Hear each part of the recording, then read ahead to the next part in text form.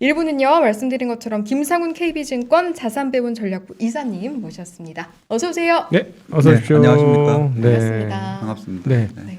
정상화라는 거는 이제 금리가 정상을 향해 간다는 거. 예, 뭐 여러 가지 의미가 있을 수 있겠는데요. 네. 뭐 일상생활에서도 지금 이제 정상화가 되고 있는 국가들, 네. 우리도 그렇죠. 그리고 많이 이미 쓰이고 있는 이제 통화 정책의 정상화. 예, 뭐 아무래도 채권에 관련된 내용이다 보니까 주요국들, 한국과 미국이나 이런 중앙은행들이 팬데믹으로 인해서 정책을 이제 뭐 사상 초유의 일이었으니까요. 네. 그래서 중앙은행들이 당시로서는 할 수 있는 것들을 다 이렇게 했는데 네. 이제는 좀 그것들을 원래대로 정상화로 네. 이제 가는 이제 길이라고 이제 좀 표현을 해봤고요. 그런데 이게 그 처음 겪는 일은 또 아닙니다. 팬데믹은 처음이지만은 중앙은행들이 이제 이런 위기가 있을 때 정책을 많이 썼고 네. 그거를 한번 정상화를 한 경험이 금융위기 이후에 한번 있었죠 보면. 그렇죠. 그래서 네. 또 이제 추가적으로 경험을 한번 해봤다라고 좀 이렇게 표현을 해봤습니다. 네. 예. 우리가 2008년도 팬데믹 이후에는 네. 굉장히 오랜 기간, 3, 4년의 기간에 걸쳐서 테이퍼링을 하고 금리 올리기를 시작했고 맞습니다. 2018년까지 예. 했다 예. 또 한번 무너지니까 또 풀어주고 예. 이렇게 했는데 이번에는 굉장히 급하게 예. 돈을 풀었잖아요. 예. 그러니까 거둘 때도 급하게 거두는 거 아니냐. 예. 이런 걱정이 좀 있는데 거기에 예. 대해서는 어떻게 보시나요? 맞습니다. 그래서 그 금융위기 때는 뭐 미국 기준으로는 이제 QE를 1, 2, 3까지 했었죠. 이제 보면. 네. 예, 그래서 2008년 금융위기 터지고 QE를 하고 이걸 걷어들이는 이제 그 테이퍼를 2013년에서 14년 예, 네. 이렇게 하고 금리 인상은 15년에 가서야 사실 거의 정상화로 가는데 거의 뭐 한 6년, 7년 이렇게 걸렸었죠. 금리가 정상화 예. 이전 금리까지 맞습니다. 가는데 네. 그런데 지금은 사실 뭐 지난해 그렇게 하고 나서 올해에 이제 테이퍼를 벌써 시작한다. 금융위기 때 비하면은 굉장히 빨리 그 테이퍼를 이제 연준이 11월부터 이번 달부터 한다고 했죠. 그리고 네. 그러다 보니까는 말씀하신 것처럼 이게 금리 인상도 굉장히 빨리 되는 게 아닐까라고 좀 걱정들은 하실 수는 있으실 것 같아요. 네. 그런데 그 금융위기 때랑 가장 큰 차이가 금융위기 때는 이제 그 일단 위기가 터졌을 때 저도 그때 이제 뭐가 문제인지를 몰랐어요 보면요. 다들. 서브프라임 네. 위기라고 하는데 사실 한국에서는 서브프라임이라는 개념이 없었죠. 그렇죠. 이제 보면요. 그리고 CDO는 도대체 뭔지. CDO는 뭐지? 어. 그리고 뭐 베어스턴스가 파산했다는데 왜 파산했지? 예. 파생 상품으로 엮여 있다는데 찾아가도 잘 모르겠고. 예. 그래서 문제 위기가 뭔지 찾는데 그때 제 기억에 뭐 몇 달 걸렸던 것 같습니다. 네. 거의 뭐 1년 가까이 걸리고 그리고 이제 그 경제도 바닥을 찾는데 거의 뭐 한 1, 2년 걸렸었죠. 이제 보면. 네. 예. 근데 이번 팬데믹은 아시다시피 다 알죠. 왜 문제가 터졌는지. 네. 팬데믹이라는 전염병 때문이고 그래서 뭐 중앙은행들이 통화 정책을 쓰고 정부들이 재정 정책을 써서 대부분의 이제 경제 성장률이 분기별로 나오니까요. 그런데 역사적으로 가장 경기 침체가 깊었다지만은 한 분기만에 이렇게 V자로 올라온 적이 그렇죠. 처음입니다. 또 예, 그러다 보니까는 금융위기는 이제 저점을 찾는 데만 한 뭐 몇 년이 걸리다 보니까 통화정책 정상화도 굉장히 오래 걸렸고 회수하는데 오래 걸렸지만 이번에는 경기 매크로 환경 자체가 거의 뭐 한 1분기 만에 바닥을 이렇게 회복하고 한국이나 미국이나 중국 주요국들이 경제가 팬데믹 이전 수준을 지금 대부분 거의 다 회복을 했습니다. 이제 보면 그렇다 보니까 중앙은행들이 아무래도 그때보다는 통화정책 정상화에 좀 빨리 나서는 것 같습니다. 네. 자, 우리 그 일반인 분들에게 조금 도움을 드리고자 사실은 우리가 이제 돈을 풀었다고 그다음 그 테이퍼링 하는 이 과정들이 사실 따지고 보면 돈을 많이 푸는 거는 실질금리 마이너스를 만드는 거고 맞습니다. 테이퍼링은 실질금리 마이너스에서 마이너스를 줄여나가는 거죠. 뛰어나가는 그런 과정이라고 보지 않습니까? 그래서 많은 분들이 테이퍼링 끝나면 뭐 당연히 금리 인상하는 거지. 라고 보는데 그것 때문에 지금 논란이 많고 전일 그 전년 대비 그 소비자 물가지수 6.2%가 나와가지고 지금 화들짝 미국 시장 놀랐는데 우리 이사님도 그렇게 빠르게 테이퍼링 이후 금리가 바로 인상될 거라고 보시나요? 그러면 그 내용을 자료에서 보고 말씀을 좀 드리겠습니다. 네. 자료가 좀 많죠. 많습니다. 이게 엄청나게 크죠. 80페이지 저희가 연간 네. 전망이다 보니까는요. 뭐 천천히 그리고 찾으셔도 됩니다. 네. 이런 전망을 한 해 전망을 하려면 정말 분석하는데 많은 시간이 소요가 되겠어요, 이사님? 뭐 그리고 저희한테는 어쨌든 연중에 가장 큰 행사다 보니까요. 네. 예. 이게 연간 자료 내신 연간 거죠? 자료입니다. 제일 예. 큰 자료를 내신 예, 거예요. 예. 네. 그림 20번을 보시면은요, 이게 밑에 검은색 선이 이제 지난 가장 최근에 이제 연준의 점도표죠. 9월 FOMC에서 연준이 우리는 22년 말에 금리를 올리자는 사람이 반이고 1회가 안 되죠. 그러니까 동결하자는 사람이 이제 반이라서 연준은 이렇게 까만색 선대로 22년 말에 인상이 될 수도 있고 안 될 수도 있을 것 같아. 그리고 23년에는 한 3번쯤 올릴 것 같아. 그리고 24년에는 총 6번 올릴 것 같아. 참고로 6번 올리게 되면은 팬데믹 이전의 기준금리 미국 연준의 정책금리 1.75로 돌아가게 됩니다. 이제 보면. 네, 보통 0.25%씩 올리니까 맞습니다. 4번에 1%. 예. 네. 그래서 뭐 빠르면 22년 말부터 인상 시작해서 25년 말, 24년 말에 가면은 팬데믹 이전의 기준금리로 올라갈 것 같다라고 연준의 그 점 찍는 18분은 이제 9월까지 기준으로는 이렇게 생각을 하신 거죠. 네. 근데 시장은 이게 말씀하신 것처럼 물가가 지금 생각보다 굉장히 높고 덜 떨어지다 덜 낮아지다 보니까 여기 왼쪽의 그림에서 보시다시피 뭐 이 자료를 내고 이제 지난달까지만 하더라도 이렇게 보시다시피 5% 중후반이었죠. 사실 이것도 굉장히 높은데 이제 이게 지금 말씀하신 것처럼 6%가 넘어가고 이제 그렇게 될 것 같으니까 시장에서는 아니야 22년 말에 이미 2번 한 반 정도는 올려서 금리를 올릴 것 같아. 근데 뭐 2번 정도 이상 올리려면은 사실 빠르면 6월부터 금리를 인상해서 6월에 한 번, 뭐 9월에 한 번쯤 올려야지 이 정도 되지 않을까라고 시장은 이제 생각했던 거죠. 그런데 11월 FOMC에서 그 이제 테이퍼링이 이제 11월부터 시작을 한다고 했지 않습니까? 그리고 경제 상황에 따라서 좀 달라질 수는 있지만은 연준에서는 그 자기들의 계획대로 스케줄대로 진행되면은 아마 한 8개월 정도 해서 테이퍼가 끝날 것 같다라고 이제 얘기를 했죠. 이제 보면요. 그렇게 되면은 11월에 시작해서 내년 6월에 테이퍼링이 끝나게 됩니다. 그런데 뭐 금융위기 이후에도 그랬지만은 그 출구 전략의 순서가 테이퍼링을 그러니까 위기가 터지니까 금리를 제로까지 낮추고 더 뭘 하기 위해서 양적 완화 돈을 직접 유동성을 뿌리고 그 다음에 차례가 뿌린 돈을 이제 걷어들이는 테이퍼링을 하고 테이퍼링이 끝나고 나서 금리 인상으로 가는 게 이제 순서죠. 이제 보면요. 근데 6월 말에 테이퍼링이 끝나는데 6월에 바로 금리를 올린다는 거는 조금 현재 연준의 생각은 그렇진 않다라는 거죠. 이제 보면. 그래서 저희도 시장 입장에서는 이렇게 좀 당겨질 수는 있는데 기대죠. 이거는 이제 전망이죠. 기대가 당겨질 수 있는데 아마 저희는 내년 그래도 한 1분기 정도 되면은 미국의 물가 상승률이 좀 피크아웃 할 것으로 예상하고 있습니다. 그래서 그렇게 되면은 이 기대가 시장도 우리가 조금 앞서갔구나라면서 이게 다시 약간 낮아지면서 그러니까 여기 보시면 시장은 지금 빨리 시작해서 천천히 올릴 거야. 결국 24년 가서 시장도 생각하는 건 연준하고 비슷한 수준이거든요. 그래서 저희는 이 기대가 조금 그래도 좀 낮아지면서 뭐 만약에 6월에 그 금리 인상이 시작하려면은 테이퍼링이 더 빨리 당겨져서 끝나야 되거든요. 그렇죠. 그러면은 그 금융위기 이후에는 테이퍼링이 1년간 진행이 됐었습니다. 보면. 근데 이번에는 8개월이죠. 그러니까 이건 역시 금융위기 때보다 빨리 줄여나가는 겁니다. 그런데 연준의 일부 그 매파 좀 성향을 있는 위원들이 테이퍼링 6개월 만에 끝내자로 얘기했죠. 그때도 시장이 약간 놀랬죠. 금융위기 때는 1년 걸려서 걷어 들어갔는데 이걸 6개월 만에 하면은 거의 2배 속도지 않습니까? 그래서 그러니까 연준이 놀라지 마라. 6개월 아니고 8개월이다라고 이번에 해주니까 그 발표되고 나서는 이게 약간 내려왔어요. 보면은. 그렇죠. 금리가 내려왔죠. 그래서 뭐 저희 역시 지금 시장이 이렇게 예상은 할 수 있는데 내년 뭐 1분기 이렇게 지나가면서는 6월은 조금 빠르지 않나라는 생각도 다시 좀 생기지 않을까 싶습니다. 이사님 그 가외 질문 하나 하겠는데요. 아까 연준 점도표 찍는 사람이 16분이라고 그러셨나요? 근데 그 중에서 투표권이 있으신 분도 있고 투표권이 없는 분이 있으시죠? 맞습니다. 그럼 어떻게 되는지 좀 알려주세요. 헷갈려 항상.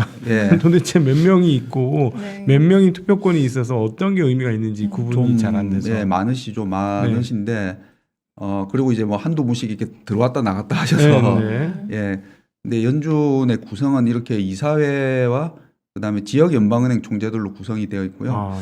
그 이제 이사회에서는 항상 투표권을 가지시는 분이 이제 제롬 파월 의장, 그리고 클라리다 부의장이 가지고 있고 여기에 이제 이사라고 되어 있는 분들은 항상 투표권을 가지시는 분이시죠. 아, 네 분입니까 이사들은? 예, 현재로서는 네 분입니다. 그래서 근데 지금 연준의 구성도 사실 약간 좀 변화가 생길 수 있는 게 이 랜덜 컬스 이사가 아마 올해 연말로서 임기가 끝나게 되고요. 이제 보면요. 네. 예, 그리고 지금 사실 의장도 뭐 대부분 제롬 파월 의장이 연임이 되겠지라고 네. 내년 3월까지 쉬고 아마 연말쯤 되면 이제 뭐 최근에 바이든 대통령하고 이제 지금 네. 면담하고 있다고 얘기가 나오죠. 보면 연임이 네. 되겠지라고 생각하는데 이 라일브네 브레이너드 이사 이분이 유력한 또 후보시거든요. 후보죠, 여성분이. 예, 맞습니다. 예, 네. 예. 그래서 그것도 살짝 좀 변수가 될 수 있고요. 이제 음. 보면은 근데 어쨌든 여기 계신 분들은 항상 투표권을 가지시고 지역 연방은행 총재들은 해마다 4명씩 돌아가면서 투표권을 가지세요. 이제 보면요. 예. 그 총 10명입니까 그러면? 그러니까는 이사분들이 6분이시라면은 네. 지역 연방은행 총재 4명에서 이제 10분이 투표를 10명. 하는 거죠. 그래서 점은 18명이 찍는데 으흠. 예, 투표권은 지역 연방은행 총재는 그 중에서도 4명만 돌아가면서 네. 이제 가지는데요.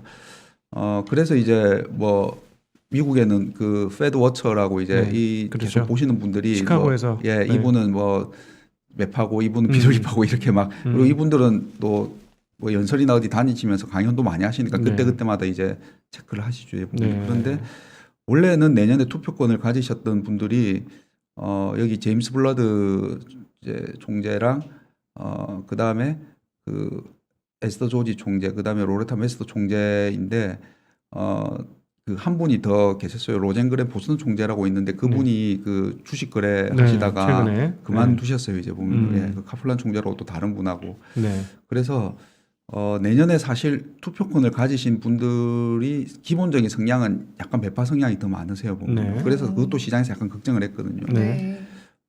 그런데 그 중에 매파 중에 한 분이 일단 지금 그만두셨고 제일 매파죠 카플란. 예, 네. 그분이 그만두셨고 점도표에 보면은 점이 이렇게 뭐 이렇게 쭉 위에서 아래로 막 이렇게 찍히지 않습니까? 네. 뭐 어떤 분은 동결, 어떤 분은 뭐 한 2번 올리자 이렇게 찍으시는데 제일 위에 점 찍는 분 2분이 여전히 이 2분이세요. 웨스터 총재랑 조지 총재신데 이분들이 남아 있으시고 이 블라드 총재는 참고로 제가 연준 본 이후로 제일 끝에서 끝을 왔다 갔다 하시는 분이세요. 왔다리 갔다리 예, 하세요? 가장 매파와 매파셨다가 비둘기는? 어떨 때는 가장 비둘기파고 그래서 해외에서는 이분을 뭐 점도표의 돈키호테 뭐 이렇게 표현하시더라고요 보니까요. 근데 네. 지금은 매파세요. 이분은 네. 이제 내년부터 한 2번 올려야 된다라고 이분이 그 아까 말씀드린 테이퍼 6개월에 뭐 끝내자라고 말씀하신 분 중에 한 분이시고요. 네.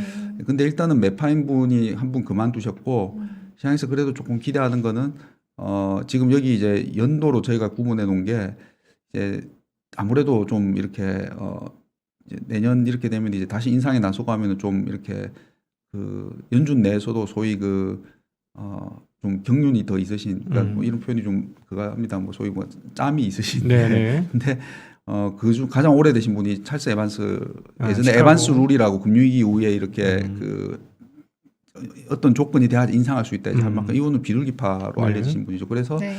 이분한테 좀 기대도 있고 참고로 뉴욕 연방은행 총재는 항상 또 투표권을 가지세요. 네. 예, 근데 이분은 뭐 좀 중립 성향으로 알려져 있으시고 그렇습니다. 네. 아까 이제 금리 인상에 대한 전망 말씀해 주시면서 내년 봄쯤이면 그래도 피크아웃 되지 않을까 이런 예. 말씀해 주셨잖아요.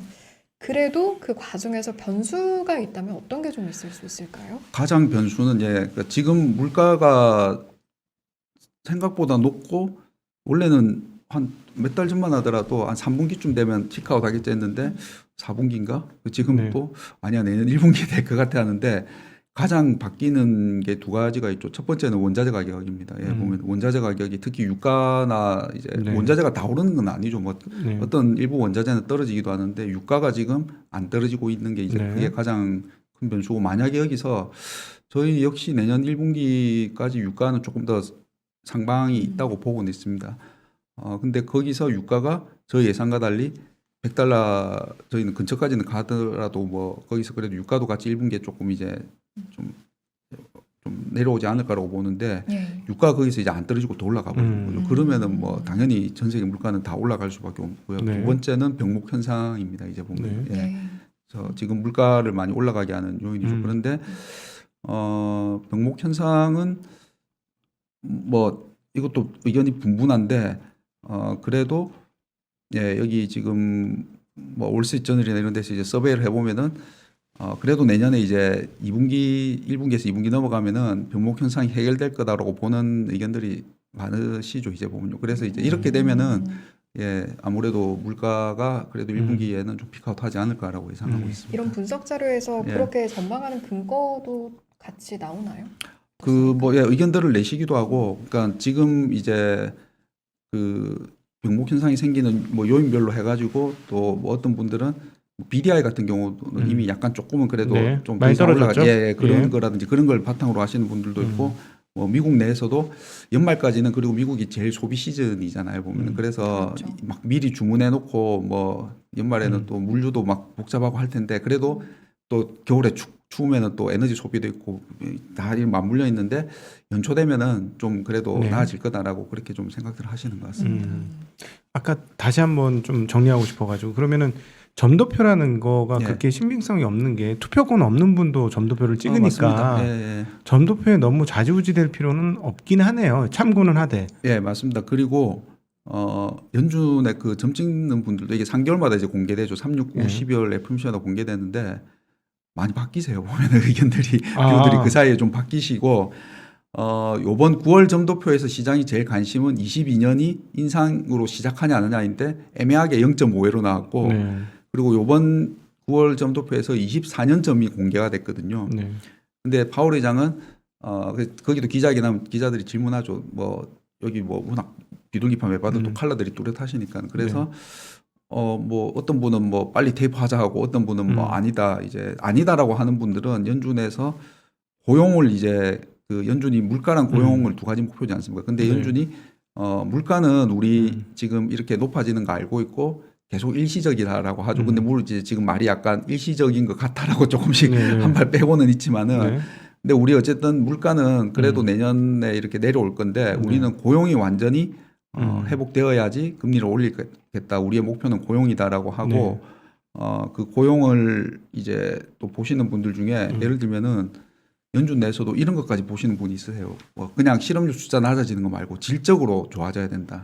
양적으로 실업률이 뭐 완전 고용인 한 4% 되면은 근데 그거는 옐런 전 의장이나 지금 재무장관이나 연준 내에서도 그 실업률은 뭐 내년 말 정도 되면은 22년 말 정도 되면은 실업률은 쭉 떨어져서 그러면 인상의 뭐 조건이 되지 않을까라고 하는데 일부 연준 내에서도 그것만 가지고 말고 뭐 예를 들면 여기 뭐 인종별 뭐 이런 성별 실업이 완전히 좋아져야 된다. 그렇게 굉장히 성향이 다르시죠. 그러다 보니까 기자회견에서 이제 파월 의장한테 너무 이렇게 연준 내에서 이견이 많은 거 아닙니까라고 질문을 하니까 파월 의장이 그렇지 않습니다라고 했는데 사실 24년 세로 점도표 점이 공개됐는데 거의 동결에서부터 뭐 아까 말씀드린 이만큼 올리자 굉장히 스펙트럼이 넓었어요. 보면. 그래서 연준 내에서도 이제 뭐 아마 그 투자자분들께서는 내년이 되면은 계속 뭐 테이퍼는 6월에 끝나고 뭐 인상은 그 이후라고 하지만은 아마 이미 뭐 올해 12월 FOMC부터 계속 시장의 관심은 언제 올리냐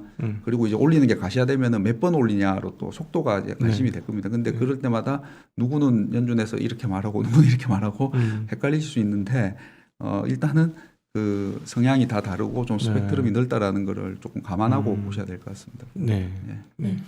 참고하기가 좋겠네요. 네. 자료가 오늘 참 많아요. 그래서 이제 자료 찾으시는데도 애를 먹으시는 것 같았는데 지금 이제 저희가 오늘 크게 해외 국채 그러니까 조금 전에 이야기한 이런 내용들도 다룰 거고 또 우리나라 이야기도 좀 할 건데 일단 해외 그러니까 미국 관련해서 못 따신 내용 있으면 자료가 또 이제 저희가 소화 내용 소화를 해야 되니까요. 숫자적으로 좀 설명을 해주시면 좋을 것 같습니다, 이사님. 제가 투자자분들한테 질문 많이 받는 게 스태그플레이션 아니냐라는 질문 많이 받습니다. 그런데 이게 정의는 이제 알려졌다시피 경기는 나빠지고 물가는 이제 인플레이션과 결합된 거죠. 근데 이게 사실 스태그플레이션을 정의하기에 따라서 되게 답이 애매해질 것 같아요. 왜냐하면은 그러니까 스태그플레이션 말은 많은데 인류의 역사상 스태그플레이션이었던 적은 한 번 있습니다. 70년대 미국. 뭐 다른 곳 그러니까 대표적으로 미국의 70년대가 스태그플레이션이었는데 그때는 이제 그림 41번 보시다시피 물가 상승률은 뭐 두 자릿대예요. 10% 넘어가고 성장률은 마이너스입니다. 보면은. 예, 이때가 이게 이제 스태그플레이션이 이렇게 있었죠. 이제 보면요. 근데 이제 그러면 이렇게 될 거냐라고 했을 때는 당연히 가능성은 낮다라고 말씀드릴 수밖에 없어요. 왜냐하면 이렇게 되려면 미국의 물가 상승률이 지금 뭐 6% 넘어갔고 굉장히 높은데 그럼 이게 막 뭐 8% 10% 넘어갈 거냐 내년에도 네. 저희는 이제 그렇진 않을 것 같다라고 말씀드리고 네. 미국의 성장률은 올해보다는 낮아지죠 이제 보면. 근데 올해가 지난해가 워낙 팬데믹으로 이렇게 V자로 낮았다가 기저효과라고 하죠. 다 전년 동기 대비로 해서 올해는 굉장히 좋습니다. 미국 뭐 성장률이 막 뭐 7%까지 전망했다가 지금 근데 아마 한 5% 나올 것 같아요. 중국이 막 6% 성장하면 대단하다는데 미국 네. 같은 큰 덩치의 경제가 7% 성장도 5% 성장도 대단한 거죠. 네. 근데 지금 이제 그 경기가 나빠지는 게 아니고 경기 개선이 막 되다가 이게 약간 슬로우해지니까는 눈높이들이 사람들이 이제 경기는 안 좋은데 물가는 올라가니까 스태그 아니냐. 뭐 내년 아까 말씀드린 연말 연초까지는 계속 논란이 있을 것 같아요. 보면. 그래서 저희는 뭐 저희뿐만 아니라 일부에서 미니 스태그플레이션이나 네. 뭐 라이트 스태그플레이션이라고 표현을 할 수는 있을 것 같은데 이제 70년대처럼 이렇게 될 거냐라고 했을 때는 내년에 그래도 물가는 좀 낮아지고 성장률이 내년이 올해는 5%보다 낮지만 그래도 내년에 3%대 미국 성장할 것 같거든요. 원래 팬데믹 이전에 미국이 2%대 성장했으니까 그러면 뭐 나쁘지 않죠. 보면. 그렇죠. 그래서 3%면. 예, 네. 그래서 저희는 스태그플레이션 가능성, 그러니까 70년대 같은 스태그플레이션 가능성은 낮지만은 네. 아마 연말 연초까지는 이 논란은 좀 계속될 수 있다라고 좀 말씀을 드리겠고요. 네. 그 다음에 뭐 제일 이제 그래서 미국 금리는 어떻게 될 것 같냐이실 텐데요. 네.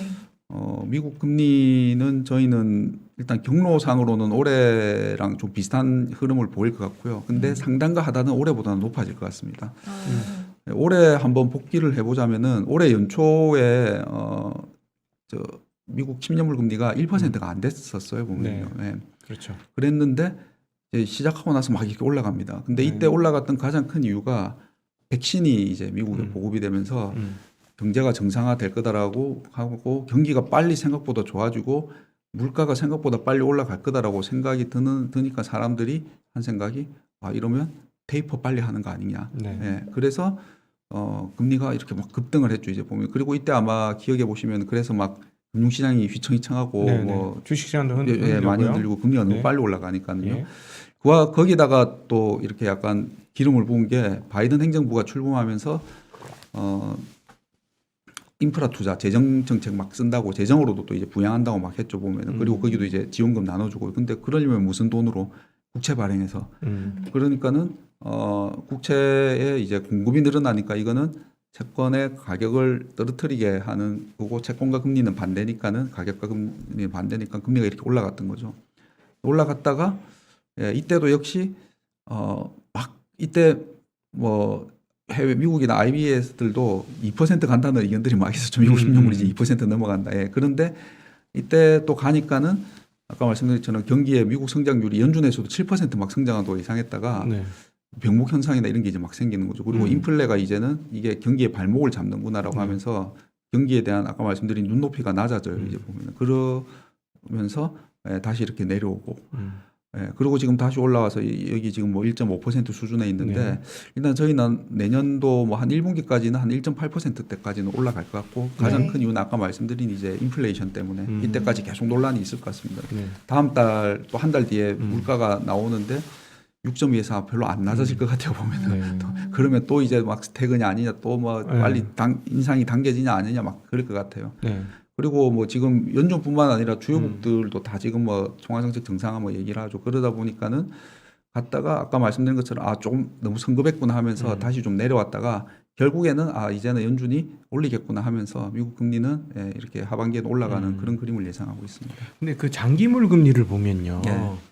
경기가 나쁘다고 생각하면 막 떨어뜨리잖아요. 이번에도 1.1대까지 다시 떨어졌었는데 인플레이션이 뻔하게 보이는데도 불구하고 금리를 막 떨어뜨려요. 장기물은.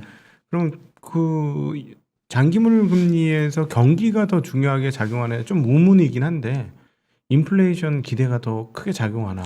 그게 국면마다 둘 다 작용을 하는데 말씀한 것처럼 어떤 국면에서는 인플레이션이 이제 결국은 그러니까 경기랑 인플레랑 같이 올라가는 국면일 것 같으면 금리에는 이거는 상방압력으로 작용을 하고요. 근데 이번에처럼 인플레이션이 너무 빨리 과도하게 올라가고 병목 형상이나 이런 것 때문에 이게 결국 경기를 끌어내릴 거다라고 생각이 들면은 이건 금리에는 하락 요인으로 작용하는 것입니다. 그 인플레이션이 있더라도 경기가 하강할 것 같으면 못 오른다. 예. 그리고 과거에도 그래서 실제로 그 테이퍼링하는 과정에서 금리가 못 올랐죠. 못 오르는 부분이 있었죠. 금융위기 이후에도 미국 물가가 막 그때 굉장히 높이 올라가서 그때도 막 비슷하게 인플레다 막 했는데 네. 다시 이제 물가도 좀 내려오고 그리고 그 좀 회복될 듯 하다가 뭐 남유럽 재정위기 터지고 미국 등급 떨어지고 이런 계속 발목을 잡는 일들이 생기면서 금리가 못 올라갔죠. 보면. 그러니까 테이퍼링은 사실은 경기를 더 뜨겁게 할 요소는 아니니까. 그러면 테이퍼링 시작하면 미국의 장기 금리가 인플레이션이 눈에 보인다고 해도 그렇게 파르륵 오르지는 않을 가능성이. 그래서 저희는 테이퍼링은 사실 채권 시장에는 이미 다 반영이 됐다라고 보고 있고요. 시작하고 이제는 테이퍼링 시장과 끝은 뭐 시장에서 그게 반영돼서 어떻게 보면 이게 3월에 이렇게 올랐을 때 3, 4월에 반영이 됐고 지금 이제 여기서는 테이퍼는 이제 반영이 되는 가운데 이제 아까 말씀드린 인상이 언제 시작할까 그리고 인상 시작에 대해서 시장의 컨센서스가 모이면 아마 그때부터는 몇 번 올릴까 속도 그게 이제 금리의 방향성과 그 올라가더라도 이제 각도를 좀 이렇게 작용을 할 것 같습니다. 근데 이제 미국 시장 얘기를 했으니까 네네. 이제 한국 시장으로 좀 넘어와서 좋습니다. 이제 네네. 우리 피부에 와닿는 얘기를 조금 예. 여쭤봐도 될까요? 지금 미국은 저렇지만 한국은 지금 완전 분위기가 달라요. 완전히 다릅니다. 예. 그래서 저희가 국내 전망 제목을 통화정책 정상화의 선두라고 이렇게 한번 붙여봤는데요. 네네. 왜냐하면은 그 지금 주요국들이 여기 그림 6번 보시면 이제 올해 하반기 들어서 뭐 금리를 올리고 정상화에 나서는 국가들이 있는데 우리나라가 8월에 금리를 올렸습니다. 이제 보면은 사실 뭐 여기 먼저 올린 신흥국들도 있는데 그렇죠. 우리가 러시아, 브라질하고 비교할 수는 없죠. 우리가. 우리는 뭐 의견이 다를 수 있는데 해외에서는 8월에 우리가 금리를 올렸을 때 해외 언론들이 선진국 중 처음으로 한국이 금리를 올렸다라고 보도를 했습니다. 그렇게까지 표현해? 선진국 중 처음으로? 예, 우리는 좋든 싫든 이제 선진국이야. 반열에 남들이 있습니다. 보기에는. 그러니까 아까 말씀하신 것처럼 뭐 미국 뭐 무슨 유럽 뭐 일본 뭐 이렇게 있고 여기 그 다음에 이제 러시아, 브라질, 멕시코 있으면은 우리는 그 사이에 선진국에서 조금 더 가깝다라고 평가를 받고 있습니다. 이제 보면. 예. 왜 이렇게 우리가 빨리 금리를 올리기 시작했냐.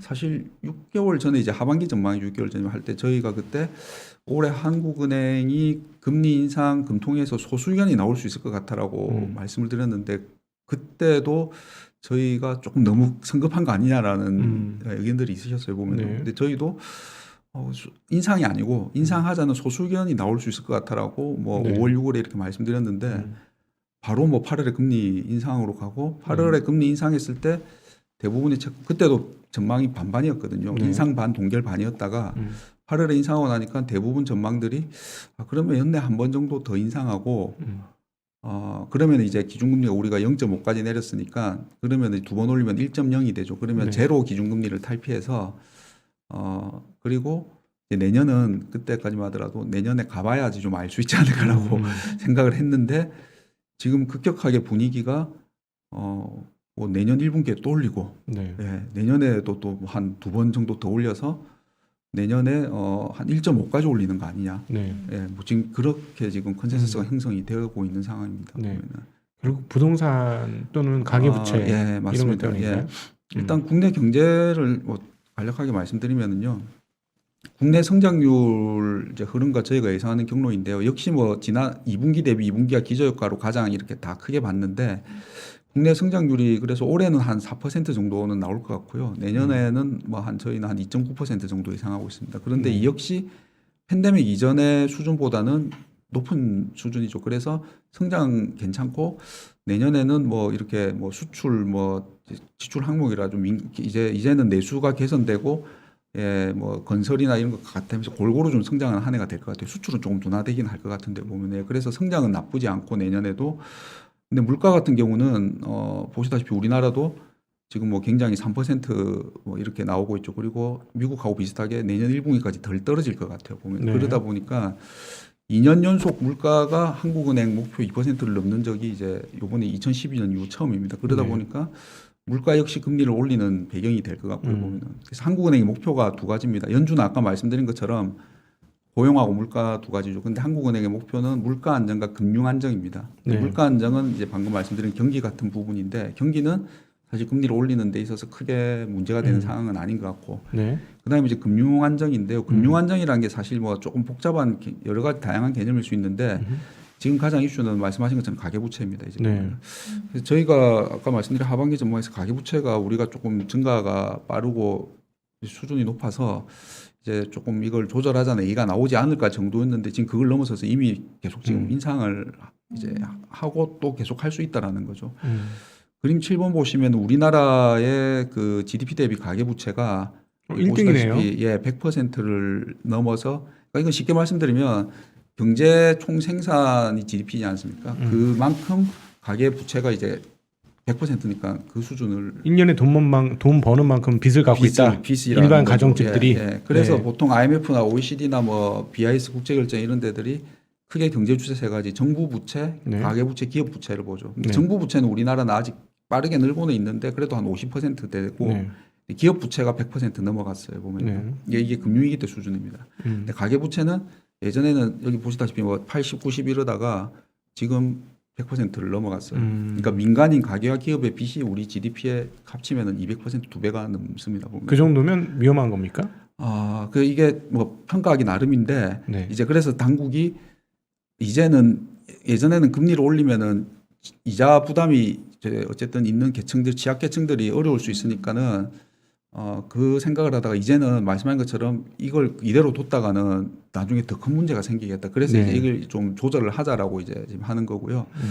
여기 우리보다 높은 나라 몇 개 있습니다. 통계마다 다른데 근데 뭐 스위스 뭐 어디 북유럽 국가든가 좀 말 그대로 우리보다 덜 주요국이에요. 거기가. 그러니까 해외에서도 주요국 중에서 한국의 가계부채 절대 수준이나 증가 속도가 빠르다. 그래서 뭐 예를 들면 IMF나 뭐 이런 데서 뭐 신흥국 같은 데서는 어디는 뭐 정부의 부채가 약간 문제고 중국은 기업 부채가 문제라고 얘기하죠. 근데 한국은 가계부채를 이제 조금 모니터링 해야 되지 않나라고 지금 얘기들이 나오다 보니까는 이제 그래서 금리 인상을 지금 하는 이제 가장 큰 배경인 것 같고. 아니 그래서 궁금한 게 요즘에 사실은 우리 뭐 경상도 앞으로 조금 꺾일 수 있다고 하지만 수출 잘 되고 돈도 잘 버는데 돈값이 너무 없는 거예요.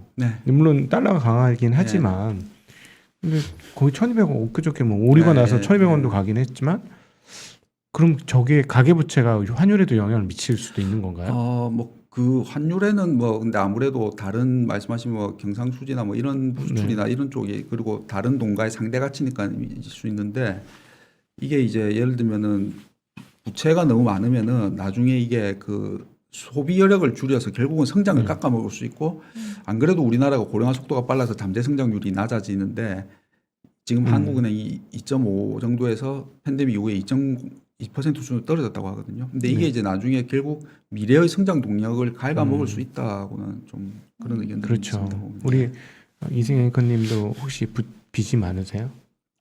그런 질문을 하시는 것은 굉장히 개인적인 질문이라고 생각됩니다. 아니 왜냐하면 이자 갚느라고 쓸 돈을 못 쓰시냐 뭐 그게 궁금해서 주변에라도 그런 사람들이 있어요? 제 주변에요? 예, 주변에라도. 아니, 저 주변은 모르겠고 저도 대출 받은 부분. 대출을 받으면 소비가 좀 줄어요? 신경을 쓰게 되죠. 근데 제가 감당할 수 있는 대출이면 이렇게 막 겁에 질려서 소비를 못하진 않지만 고려해서 이제 관리를 좀 하죠. 그럼 확실히 부채가 많아지면 소비가 줄어든다. 그거는 뭐 당연한 얘기지. 유의미한 통계적으로도 우리나라뿐만 아니라 전 세계적으로. 저는 그런데요. 사실 그 질문보단 이 질문을 좀 드리고 싶었던 게 단계적 일상회복에 들어갔다고 해도 이미 우리나라가 또 워낙 다들 방역수칙을 잘 지켜주시니까 자영업자들이 이미 대출로 많이 근근히 버텨온 힘들어하신 분들이 많고 그래서 이렇게 쉽게 가계부채가 좀 정리가 될까 상황이 좀 증가하지 않는 그런 좀 안정적인 관리가 되는 그런 상황이 될까라는 의문은 좀 들거든요. 맞습니다. 그래서 지금 이 구린 9번 보시면은 제가 이제 여기 당연히 뭐 금리도 다양하죠. 기준금리 뭐 무슨 1년 물금리, 3년 실물인데 어쨌든 금리랑 부채랑 또 자산 가격 상관이 없을 수 없죠. 보면. 그렇겠죠. 당연히. 예를 들면 금융위기 터져서 금리를 이렇게 낮추니까 가계부채 증가율이 이렇게 늘어납니다. 8% 정도로 전년 동기 대비. 10년에서 11년에 금리를 5번 올립니다. 보면. 이때도 우리나라가 성장이 좀 위기 후에 빨리 회복됐었죠. 이제. 그래서 5번 올리니까 올리고 나서 정점쯤에서 가계부채 증가가 이렇게 둔화되고 시차가 걸리는 거죠. 말씀하신 것처럼 이게. 예. 그리고 다시 금리를 내리니까 부채가 증가하죠. 그리고 인하가 끝나고 나니까 이제 이것도 피크아웃합니다. 줄다가 금리를 17, 18로 올릴 때가 이때가 또 저점이야 보면은. 근데 지금 증가율이 10% 정도거든요. 전년 동기로 가장 가파르게 오르고 있기는 하네요. 지금 예, 그러니까 금리가 아직 사상 가장 낮으니까는요. 아주 가파르게 올라서 이게 이제 정부에서는 당국에서는 10%를 일단 한 6에서 7%로 줄여보고 내년에 한 4에서 5%까지 줄여보겠다 하는데 그러다 보니까는 이게 그러니까 이제는 반대로 대출 증가율이 만약에 빨리 말씀하신 것처럼 좀 줄어들고 이게 안정이 되면은 아마 금리 좀 천천히 덜 올리겠다. 예, 채권시장 입장에서는. 근데 이게 만약에 그렇게 말씀한 것처럼 빨리 안 되면은 금리 좀 타이트 좀 금리를 자주 올린다. 자주 올릴 수 있겠다라고 좀 생각하는 거죠. 그렇군요. 예. 그러면은 우리 그 갭 투자하신 분들이나 대출 많으신 분들은 가계부채 그 증가율을 보시면서 한국은행이 어떤 그 태도를 취할 것인지 감을 잡으셔야 되겠네요. 네, 그래서 이 데이터는 분기별로 나오는데 은행권에서는 매달 나오고 어젠가 오늘 아마 나왔던데 뭐 예를 들면 뭐 신용대출 같은 경우는 지금 창구에서도 또 조금 지도를 조금 주는데 주담대는 뭐 덜 줄더라. 그래서 뭐 아직 여전히 뭐 증가율이 뭐 몇 %다 하고 지금 뉴스에서도 계속 나오더라고요. 네. 그렇습니다. 그래서 뭐 마지막으로 금리는 국내 금리는 그런데 이제 그러니까 이건 기준금리고 시장금리는 또 조금 다르죠. 이게 이제 1년 내 선도에 반영된 금리 인상 횟수인데 100bp니까 4번을 그러니까 지금 11월에 이번 달 금통에서는 대부분 다 올릴 거라고 생각하세요. 그렇죠. 그리고 내년 1분기에 한 번 정도는 네. 지금 총재님 임기가 내년 1분기까지인데 한 번 정도 더 올리시지 않을까. 네. 예. 그리고 내년도 하반기에도 한 번쯤 더 올리고 근데 그때 가서는 또 저는 이제 이슈가 그러니까 내년 1분기까지는 이제 이런 약간 우리나라만의 상황으로 정상화를 좀 빨리 진행한다면은 내년 하반기나 23년부터는 연준이 이제 어쨌든 올리지 않죠. 그러면은 그게 동조해서 그래도 한두 번은 더 올리지 않을까. 그러면은 이번 인상 사이클이 이때 17년, 18년에 한 1.5에서 1.7 정도까지는 진행되지 않을까. 그런데 그렇게 4번 올리는 100bp 올리는 게 이미 시장금리에는 반영이 돼서 최근에 그렇죠. 금리가 너무 급하게 올랐죠. 그래서 시장금리는 저희는 내년에는 조금 내려는 갈 것 같습니다. 이제 보면 예. 현재보다는 예. 뭐 예를 들면 3년물, 10년물은 조금 내려가다가 아까 연준이 그래도 이제 올리겠지 하면은 내년도 뭐 한 3분기에 4분기 가서는 다시 조금 반등하는 그런 경로를 예상하고 있습니다. 네. 80페이지나 되는 자료를 저희가 이제 4시간 안에 소화하려다 네. 보니까 다 못 다룬 내용도 있고 그런데 그래도 오늘 가장 중요한 시청자 여러분들께서 궁금해하실 만한 내용은 함께 많이 다뤄본 것 같습니다. 네. 마지막으로 이제 또 목요일에는 처음으로 우리 시청자분들 만나셨는데 오늘 나눈 이야기 관련해서 혹시 못다 하신 말씀이나 남기고 싶은 말씀 있으시면 한마디 듣고 저희 마무리해 볼게요. 예, 뭐 저는 금리를 주로 보는 사람이다 보니까 금리는 다르게 표현하면 저는 돈의 가치, 돈의 값이라고 생각을 합니다. 근데 지난해에는 전 세계적으로 금리가 역사상 가장 다 낮았잖아요. 뭐 정책금리든 시장금리든. 그러다 보니까 지난해에는 이제 돈의 가치가 역사적으로 어떻게 보면 제일 쌌던 해였던 것 같아요. 그러니까 이제 상대적으로 다른 자산 가격들이 다 올랐고. 근데 앞으로 그렇다고 이게 뭐 너무 급하게 또 금리가 올라서 다 뭐 망가진다는 아닌데 이제 돈의 가치가 조금씩 올라가면은 소위 말하는 자산의 가치가 이거는 있고 이건 좀 덜 있고 이런 소위 그런 거를 가리는 조금 시기가 다가오지 않을까라는 생각이 듭니다. 보면. 예, 알겠습니다. 오늘 말씀 너무 잘 들었습니다. 여러분 오늘 1부 이 시간은요. 저희 김상훈 KB증권 자산배분 전략부 이사님과 함께했습니다. 정말 잘 들었습니다. 고맙습니다.